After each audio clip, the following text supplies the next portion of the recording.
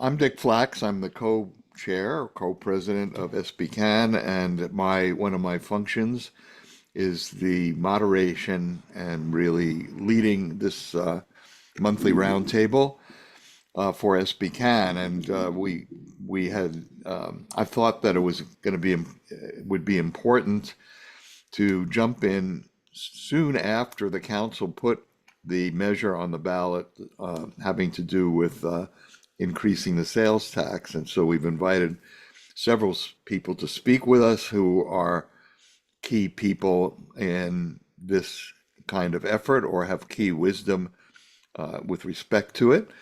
And the purpose really that I have here, at least, is that we all will be educated and understand where this measure is coming from, what the need for it is, what the possible campaign for it uh, might include, and how people like us in the roundtable space who are active in the community, what work we might be able to do in relation to if we want to.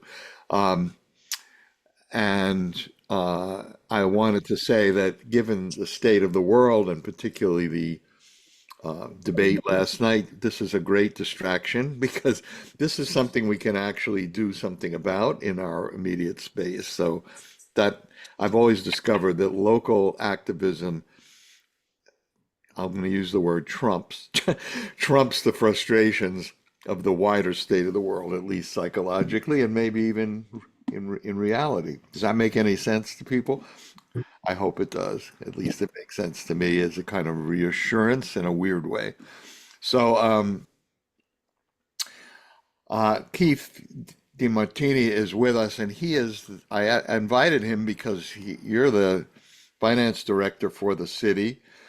You have the facts, the data, and the rationale, I think, for why this measure was being proposed to the council. So, and I want to add to people, in case you haven't noticed, that we're blessed, in addition, with Mayor Randy Rouse is with us. Not sure if Kristen will be able to join us. She's in Nebraska wheat field somewhere. And we will have Rob Fredericks from the Housing Authority, who has a lot to say about where this uh, uh, revenue stream may be directed and how we can um, work on that aspect of it. And Mary Rose is someone who has historically worked on this sort of campaign. And my biggest hope is that we'll come away from this session with an understanding of what kind of campaign there will be or possibly be for this measure. So, Keith, sorry, take it. Glad you could be with us, and you have whatever time you need. You're mute. Okay. Yes, great. Thank you so much. Thank you, Dick. I really appreciate it. Good afternoon, everyone. Again, my name is Keith DeMarrtini, and I'm the finance director for the city of Santa Barbara. And again, I really appreciate the opportunity to meet with you all today. Thank you so much for the invitation.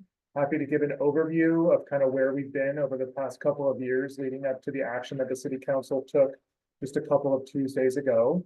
And I'll be on the entire roundtable meeting today and happy to answer any questions that you might have. So why don't I just kind of start from the beginning of kind of where we started with this effort leading up to the action that the city council took. So I've been the finance director with the city here going on almost 4 years, a little over 3.5 years. And I came on during COVID. I was here, I started here just about maybe 6 months after COVID first sort of began.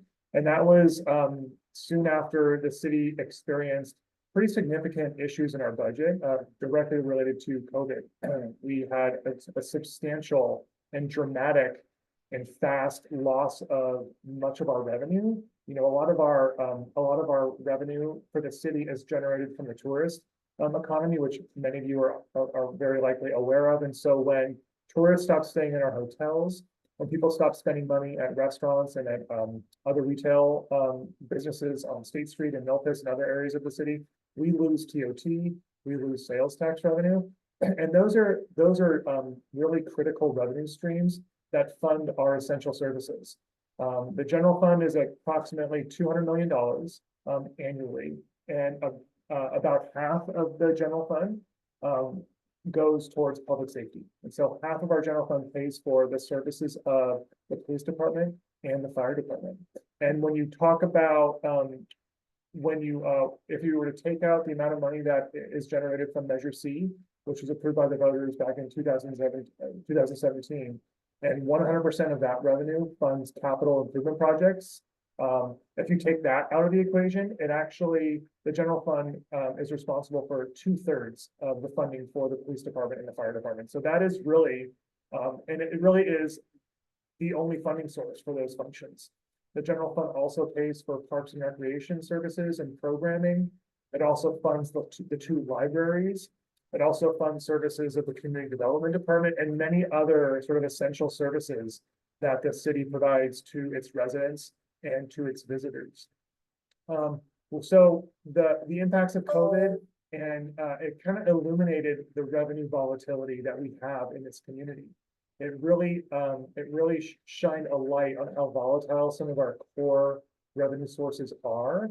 And when that occurred, the city had to strategically and very quickly develop a plan to help address our budget challenges. That was achieved through a variety of different means. The city's budgets were impacted by holding positions vacant, reducing expenditures, and reducing services to the community in lots of different ways.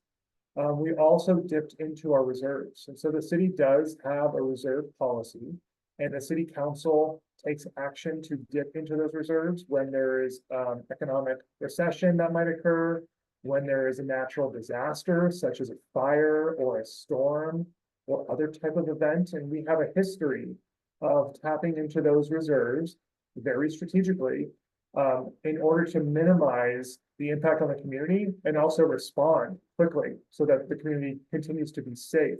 And then when times are good, through some strong fiscal discipline, we are able to replenish those reserves, and we have a history of doing that as well. In most recent years, sort of post-COVID, our budget challenges have exacerbated. And so that has come about from a couple of different ways. One is just the sheer impact of inflation. All of us as consumers, those of us who pay rent or pay a mortgage or buy groceries, buy clothes, right? We are all impacted by that. We are also impacted by that as a city. And so the impacts of inflation have substantially increased our expenditure budget over the years just to provide the same level of services. That's seen in what we have to pay for contracts, our water that we purchase, our supplies in order to provide programming.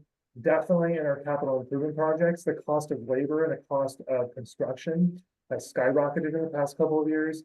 And then also with insurance, our insurance costs as well have also increased pretty dramatically, about 20% year over year over the past 3 years. And with that, our revenue is definitely growing also, right? Our sales tax is projected to grow.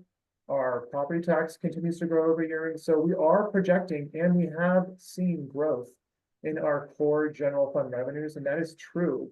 However, the growth in our revenue is not adequate to cover the growth in our expenditures. It's just not growing at the same rate. And so what occurs when that happens is the deficit grows year over year. And that is what our general fund multi-year forecast is projecting. And so we have these budget challenges. City staff, under some guidance of the city council as well, have been developing and have been working very collaboratively in these working groups of trying to figure out ways of achieving operational efficiencies through streamlining services, through consolidation of some of our resources in different groups, implementing technology to actually provide better service to the community, but also reduce operating expenses. And we've also developed a list of about 70 individual ways of generating revenue that range from taxes to fees to other types of impact type fees, lots of different options for us to consider. And with that information, we held a great deal of public outreach and community events over the past 6 to 12 months, really, We presented information about our budget challenges, our operational challenges. Mr. Fredericks was there with the Housing Authority with us. I think we went to over 20 community meetings where we presented all of this information and got feedback from the community about what their priorities are, answer their questions. And that really led us to where we were about a month ago, presenting the sales tax option. It's the transactions and use tax revenue measure for this finance committee and then ultimately the city council's consideration as one of multiple options for the city council to consider for balancing our budget, but also to continue to provide those essential services to this community. And the city council voted on June 11th unanimously to go ahead and place a half-cent sales tax measure on the November 2024 ballot. A half-cent sales tax is projected to generate approximately 15. Yeah, this is. I'm sorry. The sales tax measure is projected to generate approximately $15.6 million annually for our general fund. It will go towards a variety of general funded type functions such as public safety, parks and recreation, library services, potentially housing related programs, many functions that the general fund either currently is able to fund, but not at the level of ensuring adequate fiscal sustainability for those operations.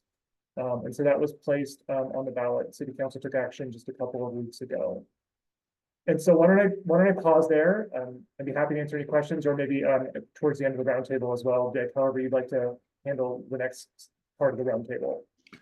Well, what we generally do is have people put questions they have into the chat, and then we kind of organize those for the Q&A. So thank you. Maybe this is the time to call on you, Randy, Mayor Randy, to comment on this and talk about any plans or thoughts that the council and you have about how to educate the public with respect to this measure, because it's bound to get resistance as a tax measure is bound to do. So talk about that. Yeah, thanks, Dick. Well, as you know, with these kind of initiatives, we have a kind of a drop dead date where we can actually go out there as city representatives and try to advocate for this, but we will be working on a campaign to do so. A couple of things I wanted to mention that kind of an addendum to what Keith said is there's a lot of rhetoric that goes on back and forth about sales taxes being regressive. And while that's true on nature, it turns out that our polling data polled the best with our groups in not only the first district, but also in the lower income tiers. And what people realize, I believe, is that this sales tax initiative is going to help preserve and hopefully enhance some of the very services that some of the lower tier income people utilize the most within Parks and Recs programs, Eastside library hours, and that type of thing. And of course, as we all know, there are certain exemptions to sales tax, like necessities like medicine, food, and utilities. But it is something, as I speak with my mayors all over the country, that I haven't talked to anybody that's not looking at a revenue measure of some sort for the very reasons that Keith pointed out. We did take a big hit during COVID, but also just the inflationary aspects going forward have been tough. And lastly, since the demise of the RDA, we have all been trying to huddle up and find ways to provide some kind of a cash flow that we can use to enhance affordable housing. And this, we can't speak about a specific percentage by law, because this will be a general sales tax, but it is the intention of myself and all of my colleagues. We've created an affordable housing trust fund, which can feed, of course, a housing authority project and or a Habitat for Humanity project. These are the kind of things that we see and the voters see as going forward. So the voter priorities are things like these programs, are things like affordable housing. So we intend to emphasize, I shall say, these various programs that voters seem to really want. And it's tough atmosphere right now. I've got to tell you, we've got water rates going up. We've got a lot of things a lot of headwinds. And of course, there's the general national malaise about what happened last night. So this is, we're going to have to put on a positive, productive face. We're going to have institutional credibility, which is not always easy to come by, and show that we are fiscally responsible. Our agency is almost a third less than it was just a little over a decade ago in terms of personnel and headcount. We have cut 5% across the board with all departments. Some departments like public, safety, which we never usually touch, library, parks and rec. All these programs are suffering as a result of our fiscal adulthood, shall we say. So going forward, so we have to convince people that we've got our hands on the wheel, we're looking forward, and it's just not because we're poor stewards of the public trust when it comes to trying to raise these tax funds. So that's basically it, Dick, what we got in a nutshell. Well, one thing that I know that you're probably working on right now is some kind of memorandum of understanding or statement that will help people understand exactly how this money is, or I shouldn't say exactly how this money is likely to be used. I know that there's restrictions on how much can be put into legal form in terms of those commitments, but is there a date when that memorandum or statement is going to be issued? I don't know exactly about the date, but you're exactly right. There'll be a resolution of council, and I'll use the example of Measure C, which was also a general sales tax. But the voters said they wanted an infrastructure to be taken care of. The utility users tax has also never been used for anything but streets, which is what our percentage of that is supposed to go towards. So we have those examples in the past, but the council resolution about Measure C listed the priorities in the order that the polling data came back from us from the voters. So that is our intention going forward as a resolution about what we will do with that. And affordable housing, like I said, can't get into the weeds about saying, 20% or 30, whatever those kind of things. That's something we can't do at this state and time. And I don't know, Keith might know when that resolution has been scheduled. I'm not really sure. We've been discussing it. So Keith, do you have a memory of that? Yeah, Mayor Rouse, thank you. Yeah, we don't have a specific date at this time. We're working to develop the resolution with City Council. It will likely be scheduled for a City Council meeting in the next couple of months, but definitely before the election. Right. Okay, so go ahead. Jake. Yeah, well, I mean, so again, we'll try to get that cleared up and make it as put people in their comfort zone as much as possible. We're still polling positively on voter acceptance of this measure, but we will have to, and I'm not confident that we'll be able to maintain that going forward unless we can tell the story, because we're being shouted down by the critics and certainly by people who either see it as an aggressive attack on poor people or people who see it as another example of government inability to spend their money wisely. So we have to combat both of those narratives, and we'll get the tools together to do that. All right, well, this is a good transition for Rob Fredericks because there's a history behind this question that that the mayor just raised about creating a revenue stream for the Affordable Housing Trust Fund. So, Rob, why don't you take it and give us the background and give us your view of this measure? Okay, will do. Let me just share my screen here. Make sure everybody can see it. And then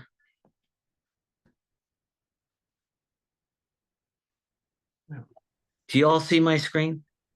Yes. Yes. Awesome. Okay. So thanks for having me included on this, Dick. And just for background on our involvement, we were involved early on through the housing element development update process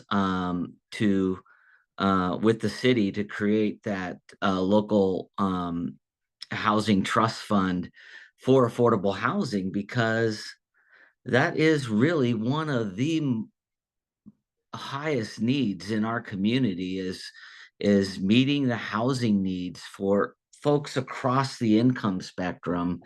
And we just don't have enough of it. Just to basically put it down into basic fundamentals is there's not enough housing, and if we don't invest in the fundamental need for affordable housing, that everything else falls apart. And investing equals in that does equal investing in our local community, and our failure to invest as such will continue to undermine our investments in all the other sectors that need to be handled, like roads and like libraries and public safety, all of that. So,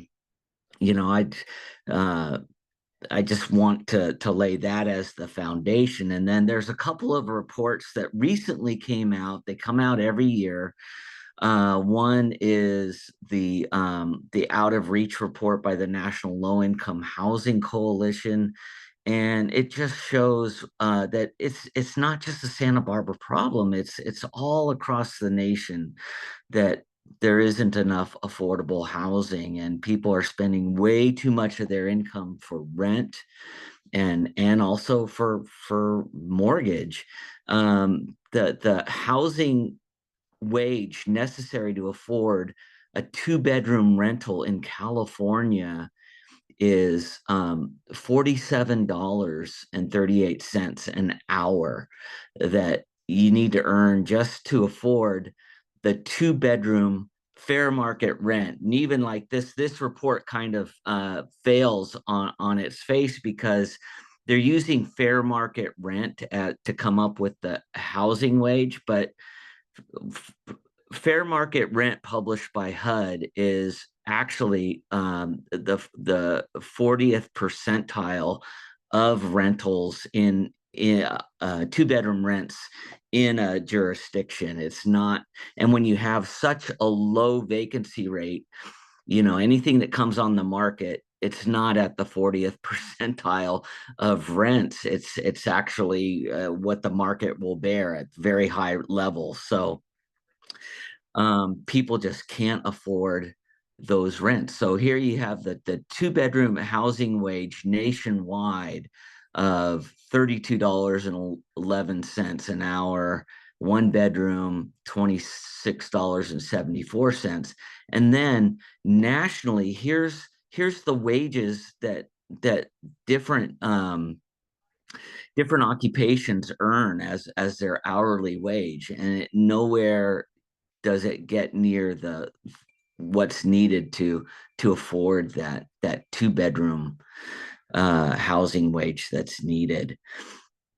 And here you can see it's what rent is affordable to people at different levels. And if you're on SSI, you can only afford $283 a month, and that's where housing authorities come in to help support those folks that are disabled or seniors, and to help with rental subsidies from the federal government.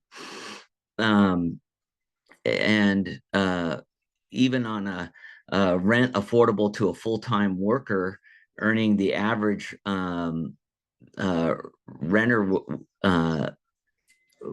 full-time worker earning the average renter wage, they can only afford $1,205 a month for their housing costs.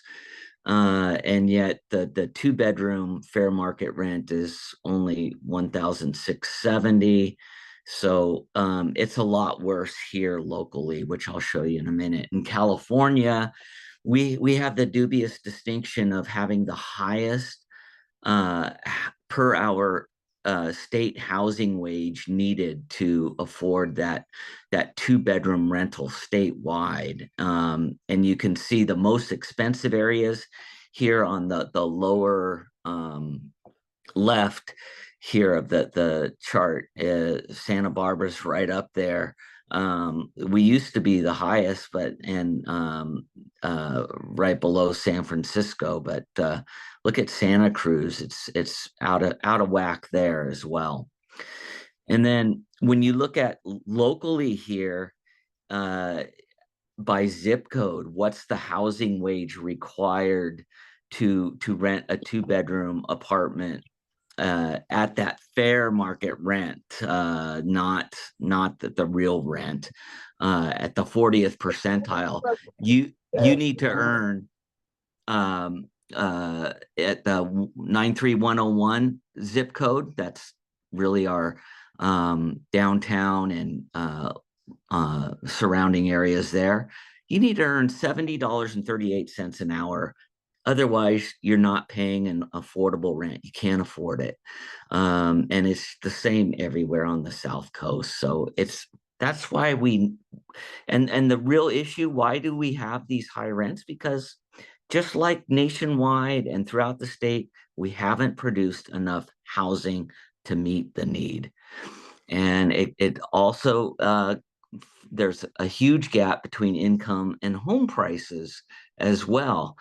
If you look here, Santa Barbara, our metropolitan statistical area, has seen an increase 75% since 1990 of the gap between incomes and home prices, and it's completely out of whack.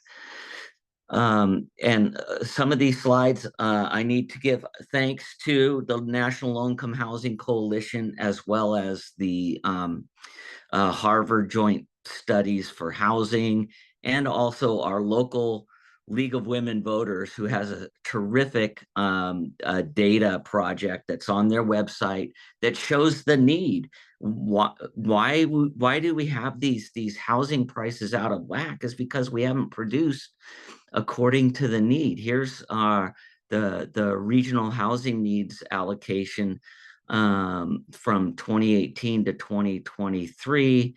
And you can see that we failed miserably in producing very low, and moderate. There's been some good production, moderately good production at above the moderate, but we need the true need. The most cost burdens are our lower income households. That's what this is showing. And here's comparing the last regional housing needs allocations by income level compared to the current RHNA cycle, and the percent needed in it's every percentage in each income area has gone up because we failed to meet the last housing needs. And a lot of that is because of, again, we haven't produced. Why haven't we produced? Well, there's not enough funding to go around to produce the truly affordable housing, and it's difficult even for market rate developers to produce the housing. Here is a chart of the target versus the proposed on the RHNA numbers. You can see the table below here. So the 6 RHNA for very low and low, we have to we're supposed to produce 3,528 units, and yet what's in the pipeline proposed that we know of is really only 305 units there. So we're again already failing. We need to do better. And some of the consequences of not providing the housing is we've created a commuter community of people who need to work in the city, but they can't live in the city where they work. So we have, at least even on the South Coast, you look at the number of commuters that are commuting in from Ventura and North County. It's huge, and that's because they can't afford to live where they work. And we see here there's projected new job growth that's going to continue to occur, and so we need to plan for housing. So the big thing is, how do we do that? without the funding. And that's why I've been a big proponent of the local housing trust fund that thankfully has been put in place. Thank you, Mayor Rouse and council members and city staff who supported that. So needed. But so we have that in place. What are we going to do to really get that engine working? And I've put out there before, and we have the data to back it up, that we can leverage local sources by about 10 to 1 for other sources of funding at the state and federal level if we have that local source of dollars.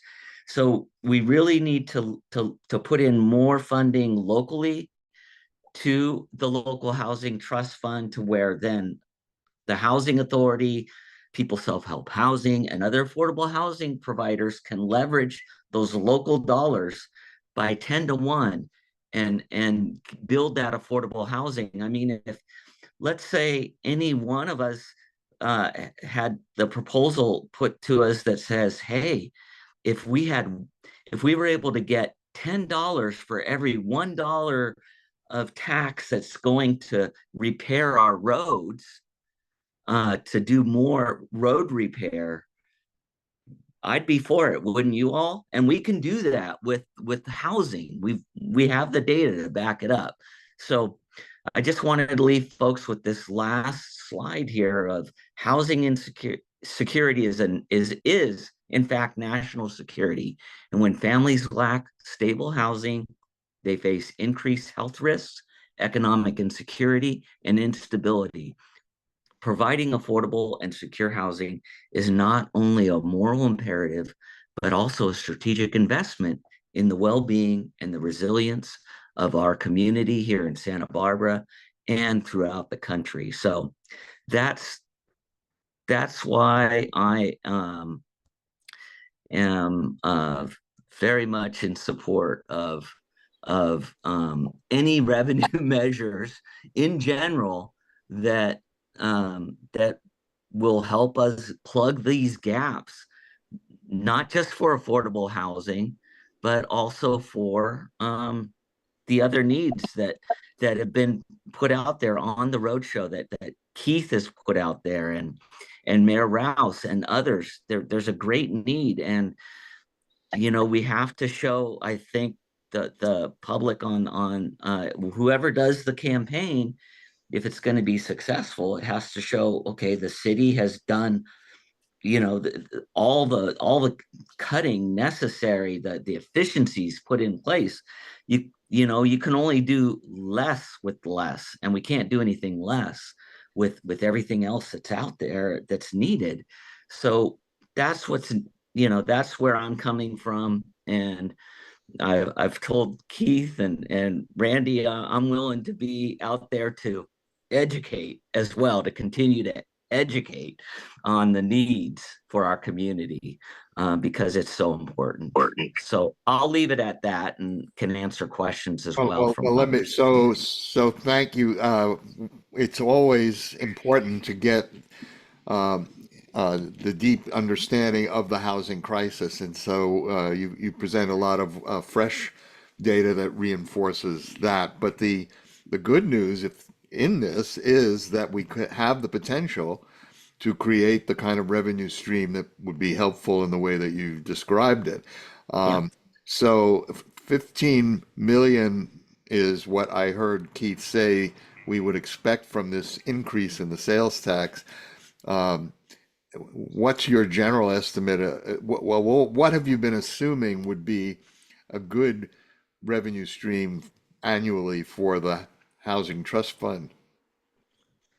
Well, here's the deal. I've always thought of, okay, the redevelopment agencies were abolished in 2012. That was a good, that 20% at least set aside of 20%. The city often set aside more than that for affordable housing.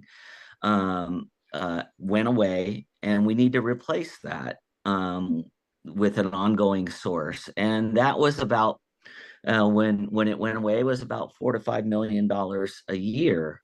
So that's kind of where my thought pattern is. And I know, again, I know there's competing needs for that limited pot of funds that could potentially be raised from the revenue source. So,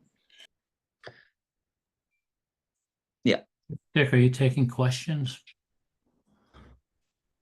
Dick, you're on mute.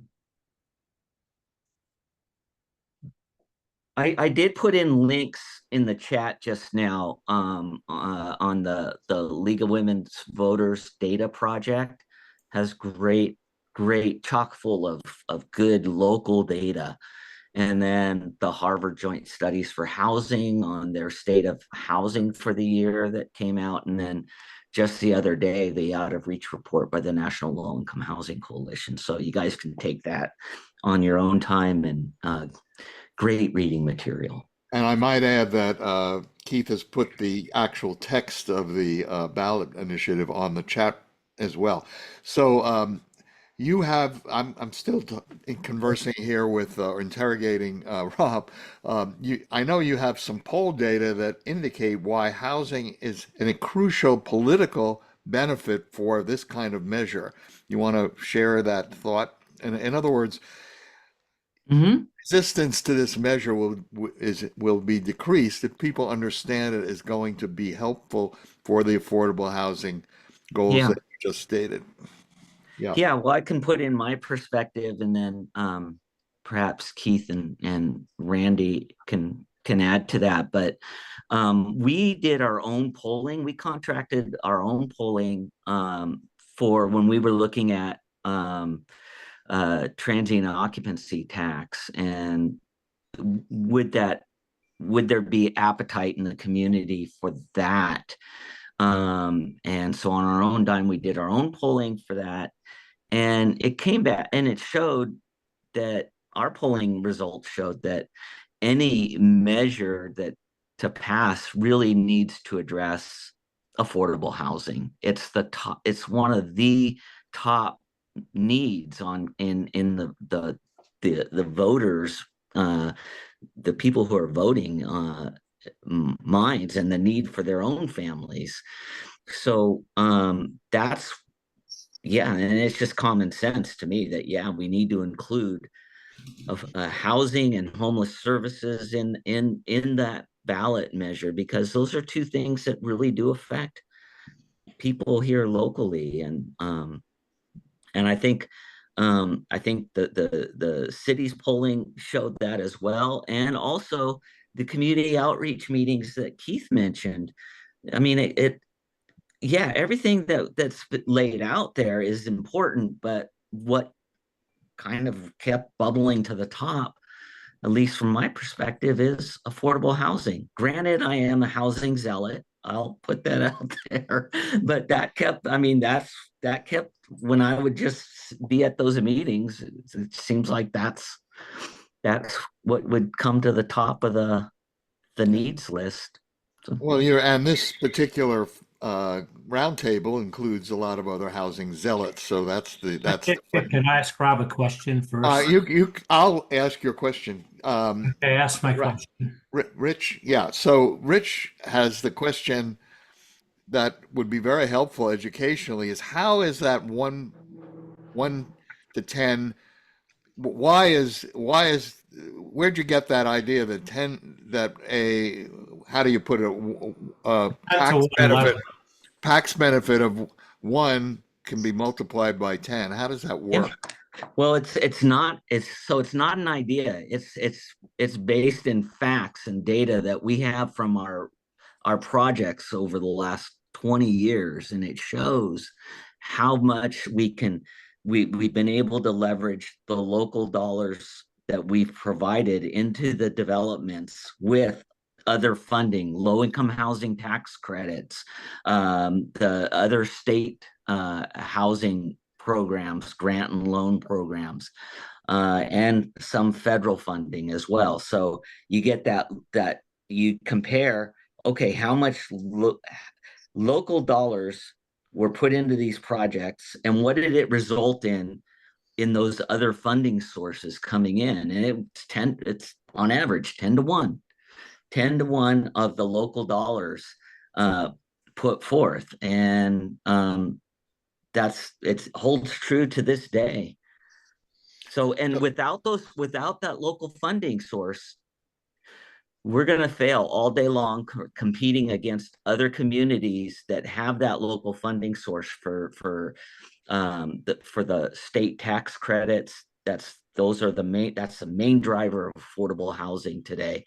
After Congress abolished public housing funding with the Tax Reform Act of 1986, they created the low-income housing tax credit program to bring in private investment into affordable housing.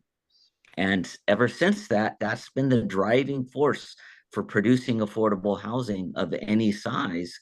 It's been that low-income housing tax credit. And you're so able to leverage the local dollars to get that tax credit award. But if we don't have those local dollars, we're not going to get that tax credit award for a specific project. And one thing to add, I think I'm right in saying that this housing trust fund that exists now in the city, started last year, is a revolving loan fund. It's not giving away money. It's money that circulates back. Is that correct? Correct. Just like our redevelopment agency was for us and People Self-Help Housing and Community Housing Corporation, those were residual receipts loans to where, the payback is only required as long as there's cash flow to pay the loan back. Otherwise, the interest continues to accrue. But our experience has been, after the first few years, we have enough residual receipts even to fully amortize these loans, where the repayment comes back into the city, and the city can then use those dollars back out to other affordable housing developments. So this is all, I think, helpful in understanding why this why that revenue stream is important, and the opportunity that the sales tax increase provides to keep that going. I think I'd add one other point as a housing advocate, which is down the line we may need additional sources of revenue for the trust fund, both in the city and beyond the city in the county as well. But this is an important, would be a historic breakthrough, really, in replenishing, what has been a big failure of the society to provide funding for affordable housing. So I wanted to, Kristen Snedden from Nebraska, you're here. If you can, glad that you're here. I don't know if you want to say anything. We hear Can you. you hear me? Yeah, Oh, good. yeah. I will just say a few words, and I apologize for being late. The internet reception's not so great here. But I would say that I think through all the polling and everything that came through, it sort of reaffirmed the priorities of Measure C, so public safety, roads, infrastructure. And then I think what the additional polling did was show us where the gaps were in affordable housing, library services, that the community really cares about a lot more in addition to that. So this isn't either or. To me, this is really reaffirming that community wants affordable housing and services and really cares about those who've been so disproportionately impacted. So my support for this comes from it having that idea that we could be prioritizing affordable housing, library services, and these kinds of things. So I just wanted to add that in there too. And I think historically your support is important because you are a informed critic of, on these matters. And so if you see the need, then that's an important voice in the public arena, I would personally say. So thanks for being out with us today, out from Nebraska. So thank you. it's sort of been alluded to that from what Keith said and what from Rob and Randy said, the public officials can't campaign directly and advocate, they can educate. And so that's what we've been doing here. But a campaign is needed in the sense that every single voter needs to understand why this measure is out there. And Mary Rose, you have experience in other in similar situations. What do we need to get a campaign going, and what role do folks like us from the nonprofit advocacy world might be able to do as we go forward? Hi, Mary. Hello, hi everybody. Um, First of all, I want to thank you for having this. And there really are the city does have a role in providing public education as to what the ballot measure is, what it can do, and how it fits into these things. So when you say that Randy and Kristen and others don't have a role, they do. And I just want to clarify that they have a public education role, as they're doing here today, as the elected officials, and Keith is part of that. And they need to be out there and doing more and more of that. Then there's the campaign side, which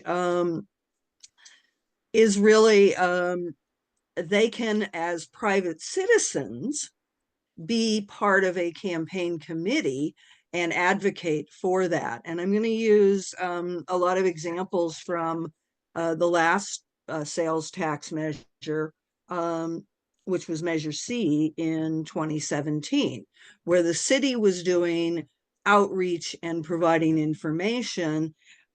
Randy and Helene Schneider and Randy served on as part of the campaign committee. And that was separate from and distinct from their jobs at City Hall.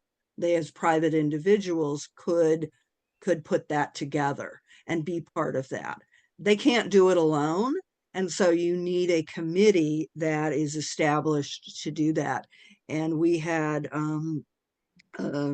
Greg Hart and a number of other people were very involved in that committee, which frankly, what ran the campaign and was funded largely by people who were concerned about things, from labor unions to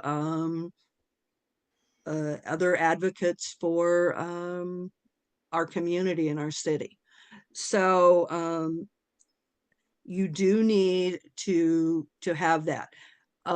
Because I'm talking here and I'm talking about a campaign committee, there's another role that nonprofits can play in that. And I'm gonna throw Rob into that same group because he actually is a government official who works for one of those things. He can't do it on he's like Keith and Randy, to clarify that. But there can be a campaign committee. Nonprofits can contribute to the advocacy campaign. Nonprofits can take positions on ballot measures. And a lot of you here today are part of nonprofits that can do those things as a 501c3. There's limits on what you can do and how much you can spend, but you can endorse the measure, you can move those things forward.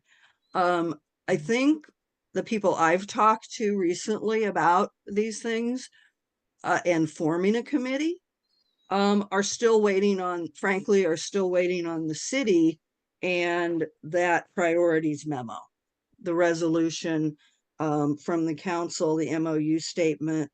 And I think they were hoping that it was going to come in the next few weeks, not the next few months, Keith. So I'll throw that out to you, Randy, and Kristen to hopefully hear that, because I will say that in 2017, those priorities had been established and were actually part of the ordinance that was adopted. And that made the campaign a lot easier to then say, these are the priorities.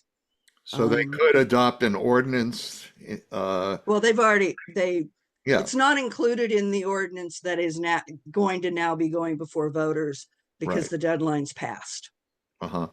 And that priorities is still, you know, that priorities memo, I think is still in the works.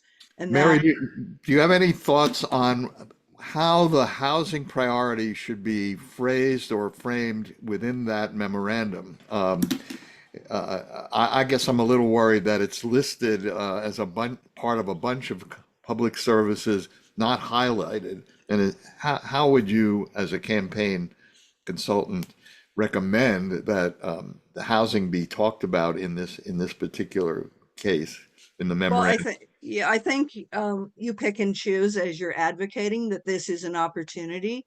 And you talk about the opportunity for the city to have a funding source that can be used for things like housing, and that as part of the way you describe it, it's allowable under the ordinance, and you pull that out. It will give the city funds to allow them to fund the trust fund, to fund homeless services and um, other matters. And if there's, you know, as you move forward, this is, you know, some of the language that has to be done is, what are the top priorities? Right. That's a top priority of the campaign committee. And they will, with agreement, put it forward.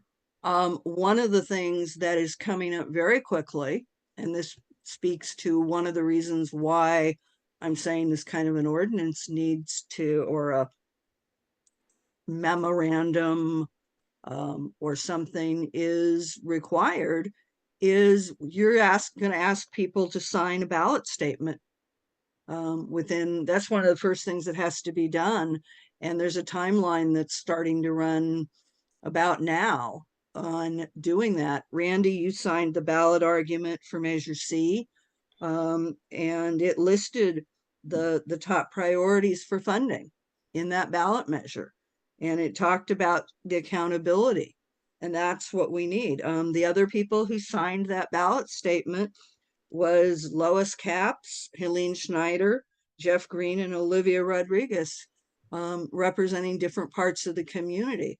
I would hope that some of our housing advocates would be one of the signers that would feel comfortable enough to put their name in there. If not Rob, because of the somewhat bifurcated conflict he has, then somebody like Lisa, or somebody who is very associated with those things. We need to establish a campaign committee, and people need to put their energy into that, and it needs funding so that we can get that message out. In the last campaign, we had strong support from the political parties. The Democratic Party did a mailer on behalf of the measure, and the Republicans stayed quiet. And I think that was helped by some of the supporters who were there, including the now mayor. So we need to get a group of people together who are willing to create that committee. As I said, nonprofit organizations can contribute to this. They can do advocacy work up to a certain percentage of their Right. budgets, and they're all unique, so I can't really talk to how much they can do. Does that Well, kind of so answer your question? that's very helpful. So, Randy, I wonder if you have any reaction or comment, or maybe you can tell us what you think the planning toward a campaign looks like. Yeah, these discussions are happening internally as we speak. Mike Jordan and I have been speaking with the city administrator on informing exactly a lot of the things that Mary Rose is talking about the collecting, naming who the signatories will be. I can't mention them now and here. And also what we're going to do about raising funds outside of the city scope, i.e. through different organizations or donors that will help us fund a campaign. So we are we're in the middle of doing all this.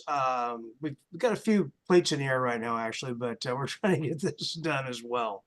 And then when we do our resolution, we've talked about this. Kristen was part of this conversation as well from the dais.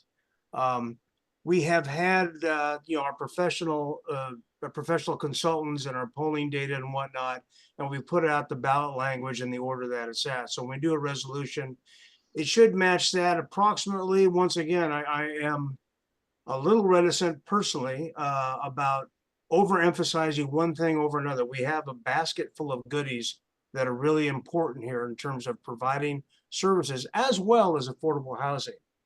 But we have to make sure that we balance it out, kind of the way our polling data came back and what our priorities are going to be. So that resolution will be happening sooner than later, but it is under discussion. Mhm. I guess I'll just respond to that by just saying it's our feeling based on our guts and on some polling data that the housing thing, it's not only important objectively as a community need, but is actually the most politically popular thing that we could put into the argument for this sales tax increase. You'll have other consultants on that, but I think I'm speaking for some of the folks around this table when I make that point. So please don't submerge that interest, we hope, in a barrage of other things that will turn people off, or that won't hit home the way we think the housing. And I think you have to, sorry, Go ahead. Dick, if I can jump in here. I think the housing in various ways has shown up in a lot of different polls. I know that it's public information. City College has done some polling, and the number one issue that popped on that poll was housing. And it was for their staff and their students and what the community was looking for. That information's public, so we can talk about it. But the other thing, and this is something else that's actually still in the process, I'm still in the processing stage of it, honestly, is with the county putting a TOT tax measure on the same ballot. There is going to be and city voters will vote on it. It will not increase the TOT tax in the city, but the city voters are part of the people who vote for it. This is going to have to be part of public education that can take place as to what is the city's ballot measure actually, what is it? And I think that's going to be very confusing. And I know that that city residents were asked if they would vote for both measures if they were on the ballot. I don't know what the response is, but I was polled, and that was one of the questions. I think Lisa's nodding. I think she was polled as well. And so they're at least, the county is aware of that and how they move forward, and what their campaigns are going to be like is going to also impact.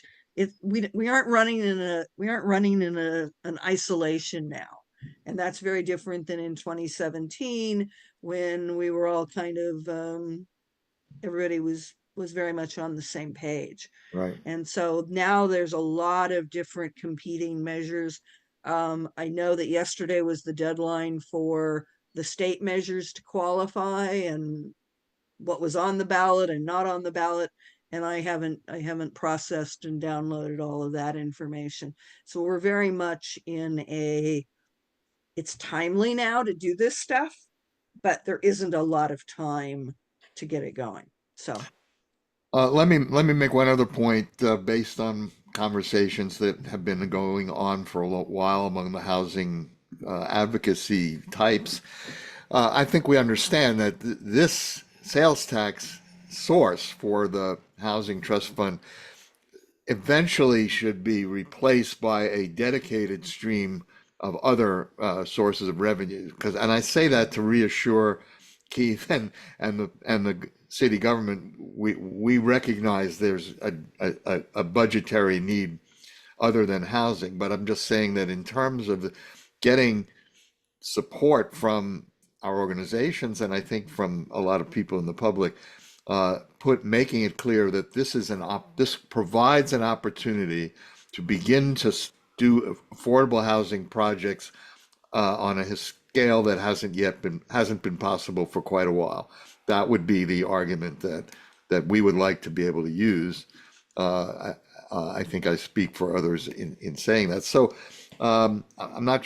Let's see what kinds of comments people would like to make. We can open the floor, not just on chat. If anyone wants to ask questions or make points that need to be made, please use your reaction hand if you can to signal that you want to say something. So I see Lawrence. Yeah, I just wonder if there's going to be a city council hearing where there'll be an opportunity for public input about how those priorities get set, and if so, when that would be, or what announcements would be made about it. Hi, Lawrence, I can go ahead and take that question if I may. And so the plan is that the city council would adopt a resolution which would articulate the priorities of the measure if it were to be passed by the voters in November. And that would be the priorities over the next, I'm guessing, sort of 5 years. That's what we did with Measure C. The council adopted a resolution that established priorities for the next 5 years. And so they would be considering something similar. That would be heard at a regular city council meeting. Okay, and so there's the normal public outreach that occurs for any council agenda that gets posted on our website. That would also occur for this item. And then, of course, members of the public are welcome to attend during public comment for this item as council deliberates on the resolution. Good. So thank you. So that does imply that there will be a chance for the kind of input. Lawrence, do you want to add anything to that? Okay. Other questions, comments from the various folks here? Gail put a question in the chat. Oh, go ahead. What did it say? It says, how much commitment for low interest loans might be possible from the Santa Barbara Foundation? I don't know that relates to the ballot measure, but that's her question. So I think that's a Rob question. If he's still there. Rob, you want to tackle that? Yeah, well, as far as I can, the foundation has put forth their report and focusing on affordable housing as well, and they gave us a short-term loan on our Quality Inn development purchase. So they are putting their money where the talk is. And unfortunately, they have their model right now is more short-term funding, which wouldn't help leverage per se these other tax credit dollars and whatnot. But it does help. I mean, it helps with pre-development funding, that sort of thing. So we're thankful for them looking into this. And you do a few of these loans that are successful, and then they can get their donor advice funds built to do longer term funding as well. So yeah. Yeah, and if people don't know about it, they should go to the Santa Barbara Foundation and look for their affordable housing report, which is, to my mind, a kind of landmark, because that foundation is, traditionally, let's put it on the more conservative side of things, but they have advocated strongly for public support for housing, social housing, including tax measures in the city and county directed toward that. as well as comprehensive support for advocacy for affordable housing and for tenant rights. And I think it's a landmark report from that point of view. Barbara just put that in the Thank chat. you. Thank you, Yes. Barbara, because Thank you. it is, and it's also, they're doing more than that report. They are working with a lot of their donor advised funds at how they can invest in housing as a charitable investment or a use of their investable funds. And they are very creative, and they are one of the cutting edge foundations that's doing this kind of work nationally. So Any we're other? very lucky to have them. Thank you very much for that. So, any other questions, comments, concerns on the city sales tax issue? So, keep us informed, please, people in the city, on the timetables or when the measures, the resolution we're talking about comes to the council. When that, let us know when that's going to happen. I'm sure you will, because you're supposed to let us know, required to. Kristen, did you want to? Can I add something? I did, Yes, yeah, sorry. go ahead. Didn't want to interrupt you. I would just say too, rather than for public input or for groups who might be representing support, give us your comments earlier. Send us emails. Let us know. Work with us rather than waiting all the way until an already proposed baked resolution comes to council and we're sort of working it out from the dais. I think I would appreciate, I'll just say, and I think other council members may appreciate sort of hearing your clear priorities ahead of that, and not, you don't need to wait until that public hearing. That's an invitation. Thank you very much for that. All right, any other points? Well, Lisa has her hand up. Dick. Oh, go You may ahead. not see it. Yeah, Lisa, I didn't.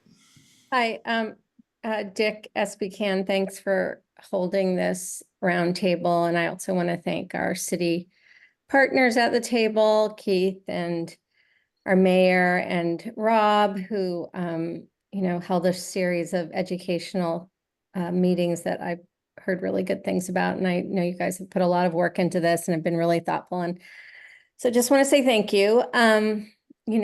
Speaking without wearing any official hats, and I'm not sure when we have to really start saying these kinds of things, but speaking without any official hats, of course, I'm in support of this. And I would say almost everyone from who I can tell is participating, you're preaching to the choir here, which raises a question in my mind. Who is not part of, I want to know, who do you know is not part of our choir? Meaning, what is our opposition out there to this sales tax, and how are we thinking about that in terms of our ability to, wield a campaign that would respond to any kind of opposition? And I'm in particular curious to know from Randy and Keith or anybody else associated with our business community, what has been the feedback so far on this? Great questions. Who wants to tackle that, Randy? I can speak to it a little bit, Lisa, that I have met with Landy Ebenstein from the Taxpayers Association. Dale Francisco has come and met with Keith one-on-one to ask about that. They kind of got their feathers burned when they tried to oppose last time on our change of how we did our public purchasing. So they a little more careful around us these days. But so their natural bent would be to oppose the sales tax. They may or may not come out against it. I don't think they'll be for it. The chamber has also been dancing on the fence a little bit about what to do, because they want to mollify their business partners. But I think in the big picture, and this is why when we go back to that whole priority list, I want to be judicious about this. I realize who I'm speaking with here and now, but all these interests have to be addressed and spoken to. All of these services that are at risk, like I say, including a library, including Parks and Rec services and programs. Last time we did a big cut, we got in trouble for a couple of after-school programs, which are low digit, but low hanging fruit. We want to make sure we're taking care of all of that, as well as this brand new Affordable Housing Trust Fund. I think that's our big selling point. Isn't so much saying housing authority, saying Affordable Housing Trust Fund. Right. So, you know, it's there to do this job. Right. We're very proud of a very high functioning housing authority. So that's great, but we can't be myopic, especially when we speak to the general public. All right. Well, I think that's well put, Randy. And And I just personally think a laundry list is what turns people off, because then they think, oh, they're just throwing these things up, but they're going to use the money for things that we don't know they're going to use for. You know what I mean? You know what I'm saying? Dick, I'm gonna argue with you a little bit there, because Okay, I go think you ahead, do please. want a laundry list. We had a laundry list before. It's stuff that people want has to be on the list, and Yeah. affordable housing wasn't on the list before, but libraries and parks and things that people see and need and want are all part of those things. And yeah, we know that we're not going to put, we know it's required for funding that you pay your insurance bill, but nobody wants to know that that's where you're putting this money. I mean, those kinds of things, you know, that we want to really make sure that you're maintaining essential services, and housing has become an essential service priority. All right. And that's the change from before, is that you've added to your funding priorities with this. And I think that's the way it should be read into this. Is it is important to voters that in the last one we had addressing homelessness, and that was one of the part of the laundry list. And you have used Measure C funds, I believe, for doing some housing and some different things as you look at it. So you know, you want to have flexibility, but that's you want to also stress the points that people want to see funded. It's a campaign. So a well-crafted laundry list is what we're looking for. Yes. I got it. Yes. That's well put. Okay. Any other thoughts? Well, I hope people have found this fruitful. I certainly have. And any announcements people want to make about anything that they'd like to make people aware of before we sign off? Anything people want to put on public awareness? I had one thing, Dick. I just wanted to, I know you guys are all aware of it, but we're very, very proud of the navigation center we just opened up on Chapala Street. And dogging Barbara about that about every 5 minutes. And apparently we've been very successful so far, serving clients and also keeping the neighborhood peaceful. So I think that's been a real positive, and it kind of dovetails in with what we're doing here, is helping to support these kind of programs through some of our tax revenue. So that's just a nice bit of news we've had in the city locally or lately. So wanted to just kind of reemphasize that. Thank you, Mayor. I was going to say the same. And to Mary Rose's point, Measure C funds were used to lease that property. So yeah, we're doing the work that we committed to voters for Measure C, for sure.